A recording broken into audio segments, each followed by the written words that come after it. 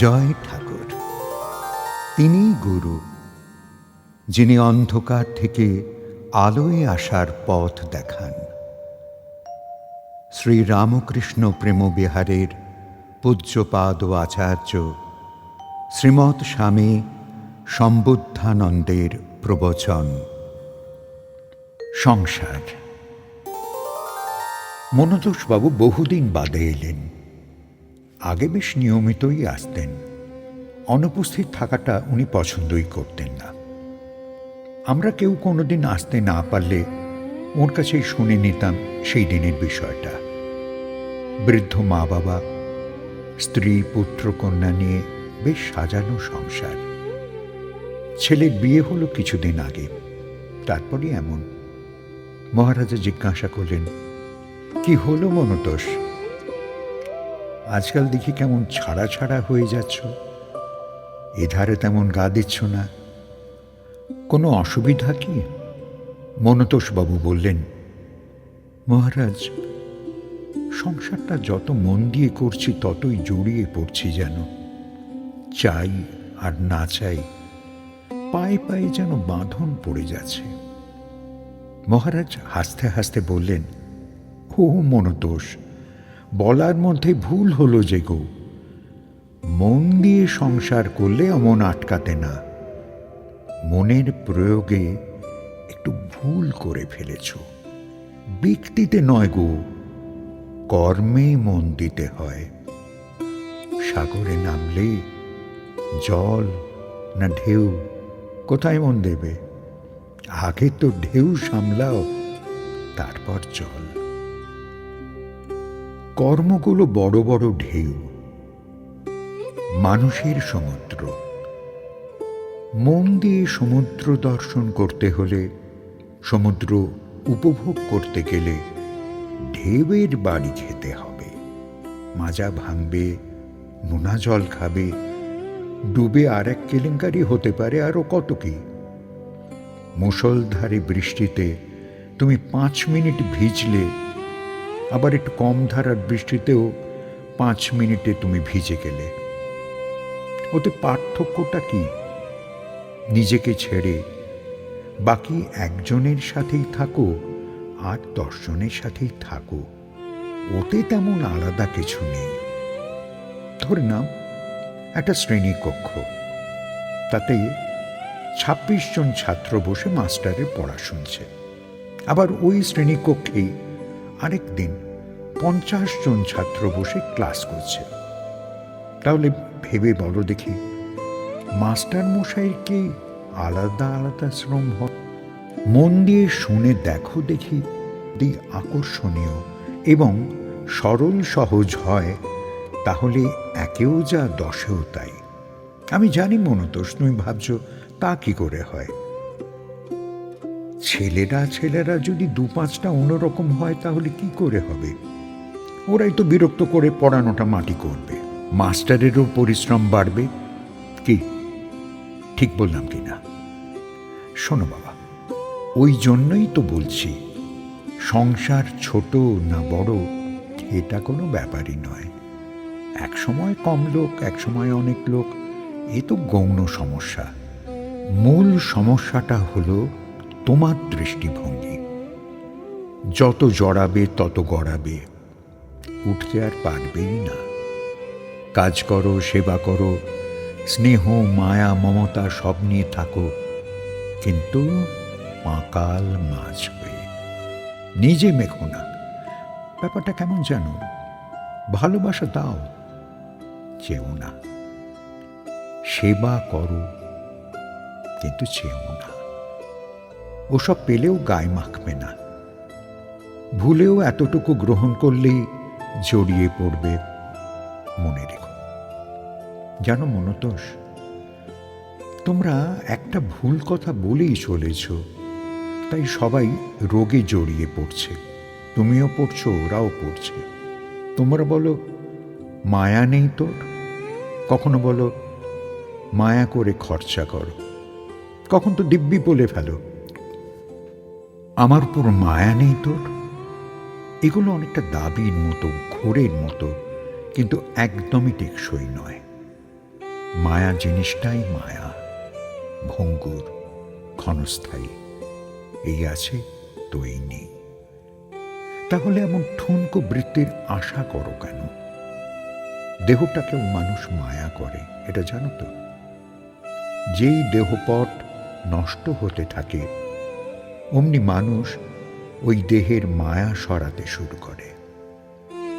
অথর্ব, জরাগ্রস্ত বা বুড়ো হলে মানুষ নিজের দেহটা আর ভালোবাসে না, সাজাতে চায় না। এমনকি এটার পিছনে যা করে বিরক্ত হয়ে হয়ে। খেয়াল করো না কেন বাবা? যত দিন যাবে ততই ক্ষয়ক্ষতি বাড়বে, আশঙ্কা বাড়বে। শুধু উপায় হলেই সুখ হয় কি? তুমি কি বলো? মনোদোষ রাড়া করে উঠলেন, বললেন, না না মহারাজ, ওই সত্যটি সবার আগে বুঝেছি। অনেকদিন আগেই ওই পথের অসত্যতাটা দেখেছি। টাকা হলেই দৈনন্দিন অভাব মিটবে, তখন সংসারে শান্তি আসবে। এইটি ধ্যান জ্ঞান বিশ্বাস ছিল বলেই তো শরীরটাকে মোটেই রেয়াত করিনি। জোশ করে দম কণ্ঠগত করেও খেটে মরেছি। যত ওই পথে এগিয়েছি ততই রোশনাই বেড়েছে, তৃষ্ণা বেড়েছে, হাঁপানি বেড়েছে। শেষটায় দেখলাম দূরত্বও বেড়েছে। এখন তো ভুলেও ভাবি না ওইটি একটি পথ। ছেলেপুলেদেরও বলি, মিছের পিছনে ছুটিস না রে। অর্থকড়ি যা দেয় তাতে সংসারের মাধুর্য বাড়ে না রে। মহারাজ বললেন, শোনো মনা, তুমি আরেকটু খোলসা করে বুঝিও। টাকা আর সুখ শান্তি ব্যস্তানুপাতিক, অর্থাৎ রিভার্সেবল। কি কিছু বুঝলে? একটি বাড়লে আর একটি কমে। শোনো বাবা, অর্থ লাগে, কিন্তু লবণের মতো, যথার্থতা নষ্ট হলেই বিস্বাদ হয়ে যায়, আবার না হলেও নয়। ঠাকুর শ্রীরামকৃষ্ণ টাকা মাটি, মাটি টাকা এমন কয়েকবার বলে তারপর দুটোই ছুঁড়ে গঙ্গায় ফেলে দিয়েছিলেন। তারপর নিজেই লক্ষ্মী ছাড়া হলাম না তো। এই ভাবনায় হৃদয়ের কাছে টাকা চেয়ে নিয়ে তা প্রণাম করে অর্থের মূল্যও রক্ষা করেছিলেন। জানো মনোদোষ, ঠাকুর সবজি কাটতে পারতেন, রস তামাশা করতেন, পণ্ডিতদের অকাট্য সরল যুক্তিতে বশীভূত করতে পারতেন।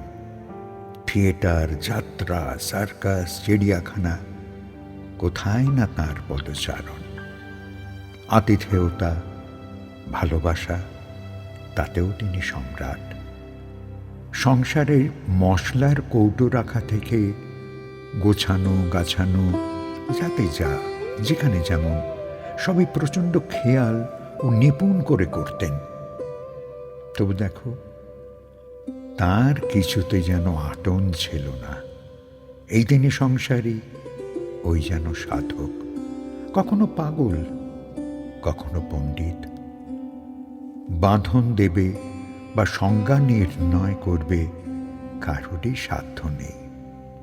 মনোদোষ, তোমরা পড়ে শুনে দেখো, ভারতবর্ষে সাধকের অভাব নেই, কিন্তু এমন সাধক কই? সংসার করে, সংসারে বসে, স্ত্রীকে পুজো করে, দেবীত্বে উন্নীত করে, সন্তানদের গার্হস্থ্য জীবন পালনের যথাযথ পথ হাতে নাতে দেখিয়ে দিয়ে গেছেন কজন বলো? আসলে কি জানো, মাখামাখিতেই এত কষ্ট।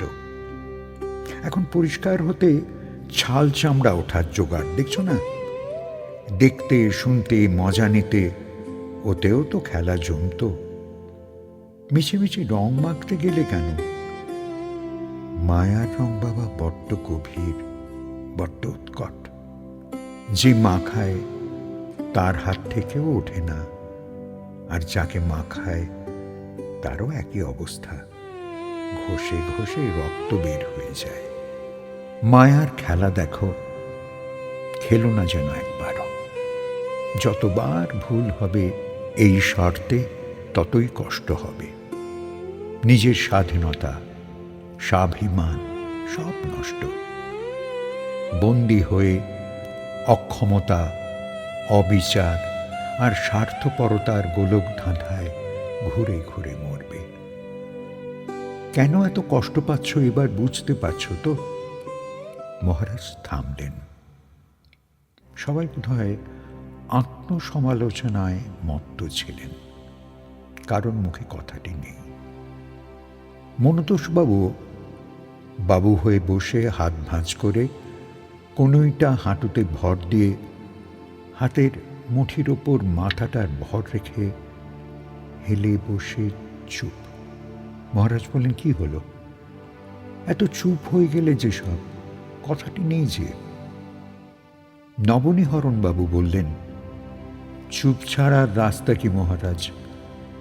ভুল তো হয়েই গেছে, এবার চুপি চুপি পালাতে পারলে বাঁচি। মহারাজ চোখটা বড় বড় করে আশ্চর্য হয়ে বললেন, ও কি কথা নবনী? চুপ থাকা ভালো, কিন্তু চুপি চুপি তো ভালো নয়। চুপি চুপিটাই তো এই সংসারে যত অনিষ্টের মূল। চুপ থাকো, কিছু পাবে। চুপি চুপি বা লুকোচুরি করো, ক্ষতিই হবে। কার কাছে কেমন করে কোথায় চুপি চুপি চলবে এই ভুবনে?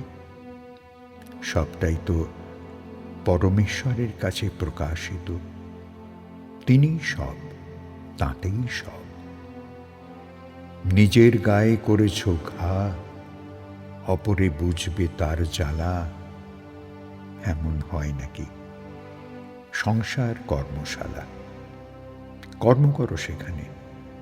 মনে রাখতে হবে, আসা যাওয়ার উপায় খোঁজার জায়গা এটি।